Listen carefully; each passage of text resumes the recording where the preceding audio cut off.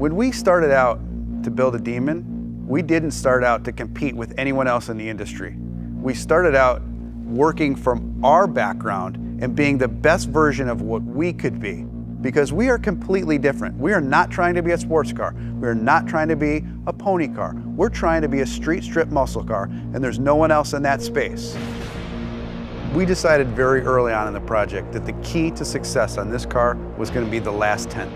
And I don't mean the tenth of a second in the quarter mile. I mean that last tenth of effort that was going to push you beyond an interesting stat into a stat that had never been done before. I mean, you start at the top of the list, drag radials. No one's ever put drag radials on a car. They've been available in the marketplace, but they've never been put on a production car.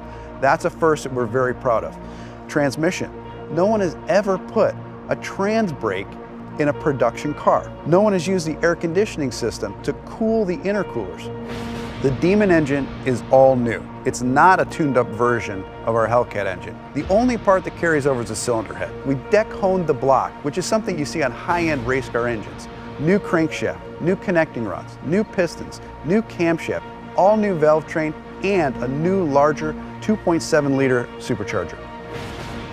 So all of those things that make it a dedicated drag car, all of those things that make it awesome on the strip, you can completely modify. You can make this car as comfortable or as crazy as you want it to be.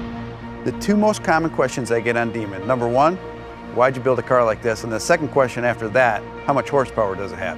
And I always tell everybody, I'll tell you the horsepower, it's amazing, but I want to explain to you the full performance package and everything that that horsepower enables. I'm going to walk you through a virtual run of what it's like to drive a Demon. You strap yourself into a 4-point harness, take your red key, fire up the most powerful V8 production engine ever put in a car. Put your car into drag mode. Once you go into drag mode, your suspension is already pre-calibrated for maximum lift off the starting line. Activate your line lock. Start spinning your drag radials. Get them hot and sticky, over 200 degrees. You literally have dripping rubber off of your tires. You creep to the starting line. Adrenaline is flowing. You're pre-stage. You're 7 inches away from launching this car. Trans brake, check.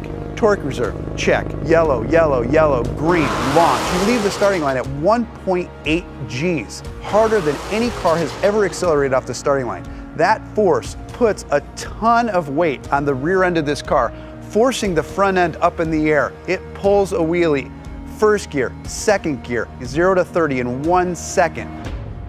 Third gear, you're now at 60 miles an hour in 2.3 seconds. Fourth gear, 5.1 seconds, you're doing 100 miles an hour.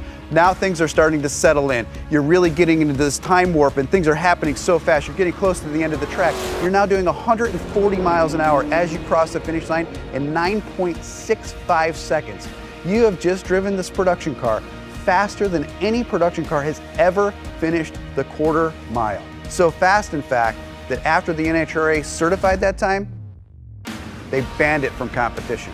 And it took 840 horsepower and 770 pound-feet of torque to do that. Being banned from the NHRA with this car at first sounds like a negative, but reality is it's really huge street credibility for this car. Even the National Hot Rod Association says you've pushed too far.